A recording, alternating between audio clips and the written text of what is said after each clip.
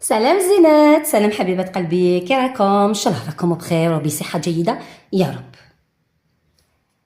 ومرحبا بكم في فيديو جديد. كما شفتوا في العنوان 5 خطوات للتخلص من القلق والنوم العميق، يعني بدون ادويه. خطوات بسيطه وعمليه راح نشاركهم معاكم في هذا الفيديو. بقاو معايا حتى الاخر حبيباتي. خلوني اليوم نصارحكم بصراحه ونقول الحقيقه. إلا ما نعستيش بالليل، المشكل ماهوش في القهوة ولا الهاتف ولا التفكير، المشكل في الخوف اللي ساكن عقلك. تروحي يعني للفراش تاعك تعبانة، لكن أول ما تحطي راسك على المخدة يبدأ التحقيق. واش راح يصرى غدوة؟ واش لو فشلت؟ واش لو خسرت؟ مشاكل، خوف، مسؤوليات. عقلك يتصرف كأنك في خطر حقيقي، وكأنك لازم تبقى فايقة باش تنجي روحك. يعني الخلاصة هنا راكي راح تتقلقي، بمعنى القلق ما يمنعش النوم، القلق يخلي العقل يعتقد باللي كاين خطر، ولما العقل يحس بالخطر يرفض ينعس. يعني الخلاصة العقل القلق ما ينعسش. صحيح خواتاتي؟ وخليني نكون اوضح يعني معاكم. يعني محاولة هذه تحبسي التفكير هي اكثر حاجة تدمر نومك، لانك كي تحاولي تسكتي العقل هو يصرخ اكثر. في هذا الفيديو ما راحش نطلب منك تكوني قوية، ولا نطلب منك تكون تفرغي يعني بالك. راح نعطيك 5 خطوات بسيطة عملية تطمئن العقل وتخليه ينعس، يسمح لك انك تنعسي ابتداء من الليلة. بما انكم وصلتوا هنايا معايا حبيباتي، ديروا لي لايك واشتراك للقناة، يعني باش نكملوا مع بعض والعائلة تاعنا تكبر، يعني والمشاركة مع الاصدقاء والاحباب. يلا نبداو الخطوات تاعنا. يلا بسم الله. شوفوا حبيباتي، اول خطوة هي واش هي؟ فرغي القلق قبل النوم. فرغي القلق تاعك قبل النوم، يعني خطوة مهمة. لماذا؟ أكبر خطأ أنك تذهبي للفراش وعقلك مليء يعني معمر. دوك نعطيكم الطريقة كيفاش. خذوا ورقة وكتبي كل ما يخفيك الآن، يعني يخيفك الآن، كتبوا معايا، يعني بدون ترتيب بدون حلول.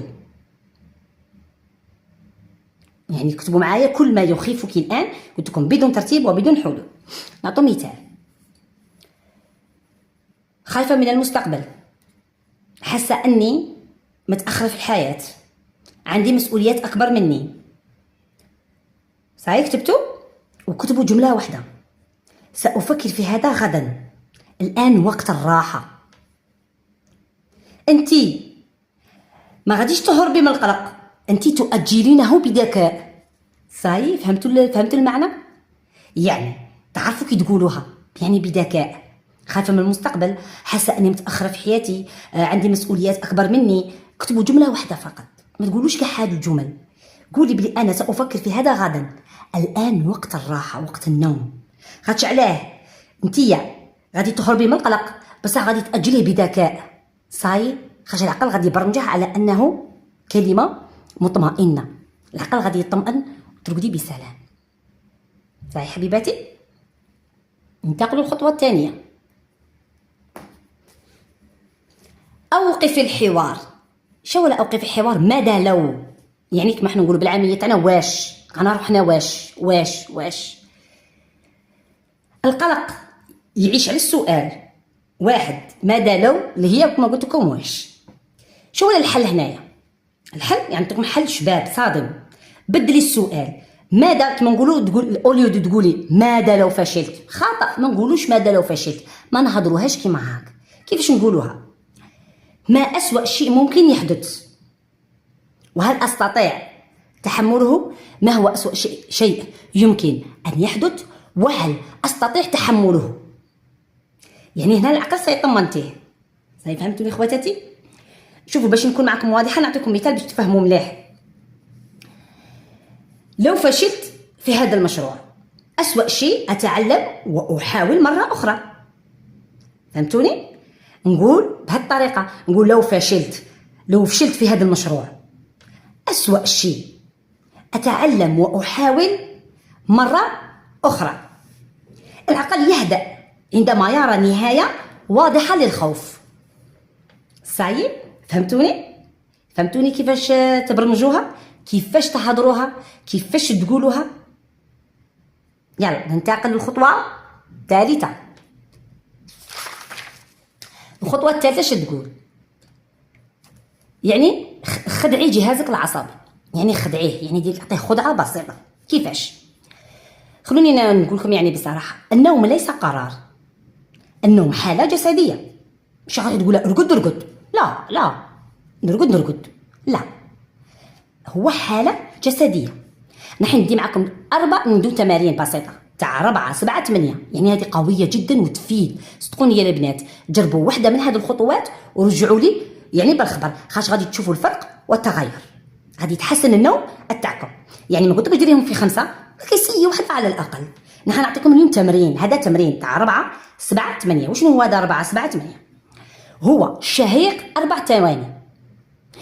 شهيق، نفسوا معايا بنات، شهيق 4 ثواني، وحبس النفس 7 ثواني. صحيح، حبس النفس 7 ثواني. وزفير 8 ثواني، وكرريها يعني 4 مرات. خاش عليها هذه تعتبر رسالة للجسم، يعني لا يوجد خطر، يمكنك النوم. صحيح، ما تكونيش خايفة، خاش عليها الخوف هو اللي ما يخليكش ترقدي. صحيح حبيباتي، حتى لو العقل يقاومك الجسد راح يستسلم. صحيح حبيباتي، هادو التمارين تاع 7 8 9 قلت لكم 4 7 8 قوية جدا.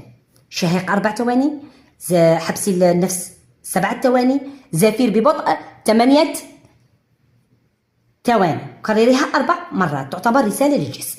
صحيح اخواتي، ننتقل للخطوة الموالية وهي رابع خطوة هنايا. سمعوني مليح لأنها خطوة مهمة بنات. الغلقي اليوم عاطفيا. هذه اللي غادي شوية نهضروا عليها اون ديتاي. يعني غلقي اليوم عاطفيا. كثير من الناس لا ينامون لأن يومهم مازال مفتوح، يعني مازال مفتوح، حزن، غضب، إحباط، تقصير إلى آخره. يعني قبل النوم اسألي نفسك، ما الشيء الوحيد الذي فعلته اليوم جيدا؟ اسألي نفسك شو هو الحاجة اللي حضرتها اليوم. حتى لو يعني قمتي من السرير، كنتي تعبانة رغم التعب، قمت قوليها رغم التعب قمت من السرير، صبرت اليوم وصمت، فات نهار اليوم تاع صبر وصمت له، يعني ما استسلمتش، اعتنيت بنفسي. سألي نفسك، خاش هاد الجمل يعني تقول للعقل ما كاش خطر، اليوم انتهى، يعني اليوم انتهى. صحيح. نعطيكم مثال واقعي. إذا الباب محلول، البرد يدخل، الباب مسكر يساوي راحة. يعني الباب كما نقولوا اليوم كما الباب، اليوم نتاع كما الباب.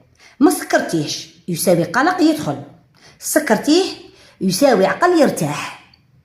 صحيح خواتاتي، فهمتوني؟ وغادي ننبهكم على حاجة مهمة هنايا، يعني نعطيكم تنبيه وإنذار.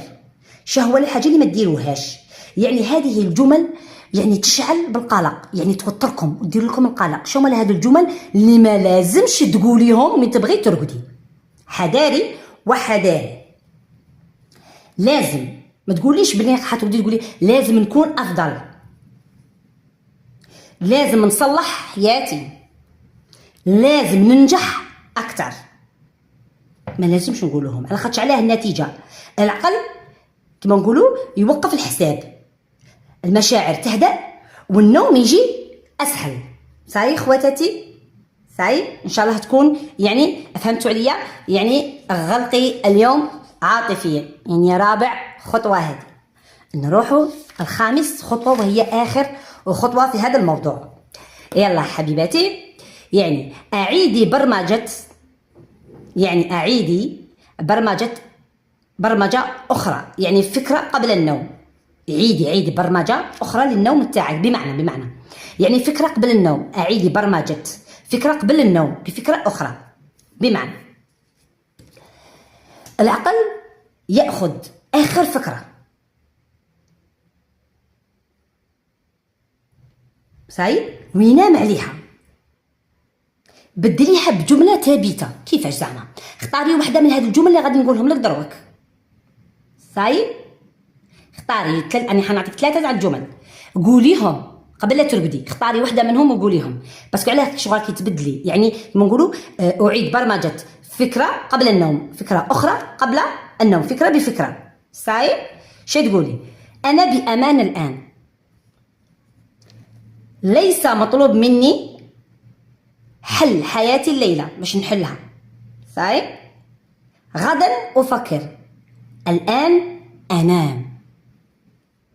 كرريها بهدوء حتى يتقل الجفن تاعك، تحسي بأن النوم صاي غادي يطغى عليك، غادي ترقدي وتحسي بهذيك الراحة تاع النوم بدون تفكير. صحيح بدون قلق وبدون خوف، لأن العقل من يطمئن، لأنه العقل كي يطمئن وتريحي له باله يعني غادي ترقدي بسلام. صحيح خواتاتي؟ بدلي الفكرة بفكرة أخرى، خاطر العقل يعقل على الفكرة الأخيرة، حنا ما خصناش هادي. صحيح قلبيها بهادو 3 يعني اللي قلتهم لك الآن. صحيح حبيباتي؟ وأخيرا حبيباتي واش نقول لكم، يعني القلق لا يعني أنك ضعيفة، يعني أنك تفكرين أكثر من اللازم وحدك. ابدأ الليلة بخطوة واحدة فقط، مش لازم الكمال. أنا ما قلتلكش راح يديريهم كامل الخطوات، لا حبيبتي ما ديريش كامل الخطوات، وحدة تكفي. جربيها اليوم راكي راحة، جربيها اليوم يعني لمدة أسبوع راكي راحة، تلاحظي الفرق والتغير. النوم يحتاج أمان مش سيطرة. نسألكم أي خطوة حبيباتي أنها تتكلم عنك؟ يعني كتبوا لي في التعليقات يعني الرقم تاعها، شكون هي الخطوة اللي نتوما حاسين أنكم راني نتكلم عليها. ولهذا الفيديو إلا حسيتوا الفيديو ساعدك أرسليه لامرأة تحتاج تنام بسلام الليلة. ما تنسونيش حبيباتي بلايك واشتراك للقناة، ونشكركم على حسن المتابعة والإصغاء، ونلتقي في فيديو مقبل إن شاء الله. سلام.